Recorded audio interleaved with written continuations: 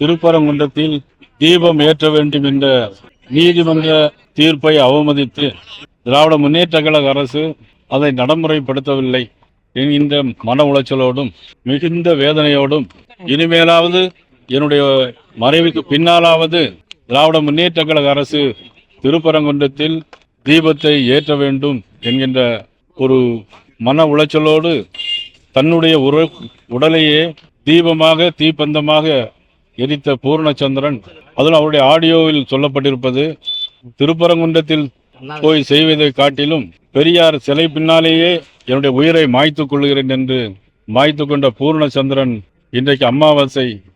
ஆனால் அந்த பூர்ணச்சந்திரன் இன்றைக்கு மறைந்திருக்கிறது. இதற்கு முழுக்க முழுக்க காரணம் திராவிட முன்னேற்றங்கள் அரசு பொறுப்பேற்க வேண்டும். இனிமேலாவது திருப்பரங்குன்றத்தில் தீபம் ஏற்ற வேண்டும்.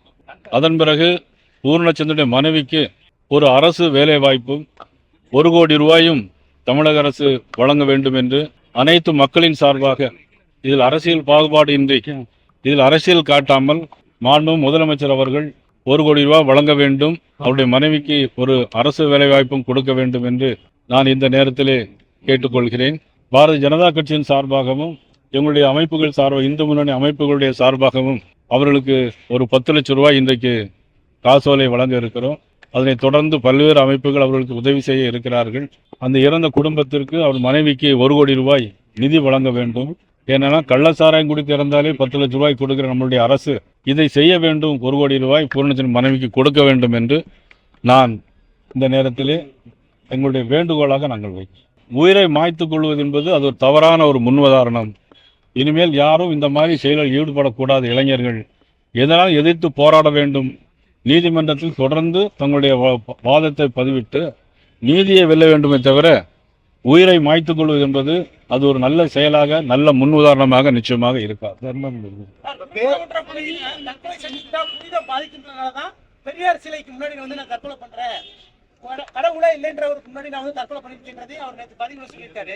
அதான் கடவுள் மறுப்பு கொள்கையில் இருந்தவருடைய அவருடைய சிலைக்கு பின்னாலேயே நான் என்னுடைய உயிரை மாற்றிக் கொள்கிறேன்னு சொன்னா அது எவ்வளவு அர்த்தங்கள் அடங்கி இருக்கிறது என்பதை நீங்கள் புரிந்து கொள்ள வேண்டும். எவ்வளவு உன்னத உணர்வோடு உணர்ச்சியோடு அதிலும் ஆடியோ பயிலாம் திமுக, இன்னும் அது அரசியல் நான் பேசக்கூடாது, திமுக குடும்பத்தை சார்ந்தவர். இதிலிருந்து முதலமைச்சர் ஒன்று தெரிந்து கொள்ள வேண்டும். இது மதம் சார்ந்த பிரச்சனை அல்ல, இது தமிழருடைய பண்பாட்டு உரிமை. காலங்காலமாக காட்டு ஏற்ற என்பது தமிழர்களுடைய பண்பாட்டு உரிமை. ஆகவே இதை இனிமேலாவது முதலமைச்சர் கவனம் செலுத்தி அவர்கள் இதனை தீபம் ஏற்றுவதற்கு அனுமதிக்க வேண்டும் என்று நான் கேட்டுக்கொள்கிறேன். அவருடைய ஆத்மா சாந்தியடைய இறைவனை வேண்டுகிறேன்.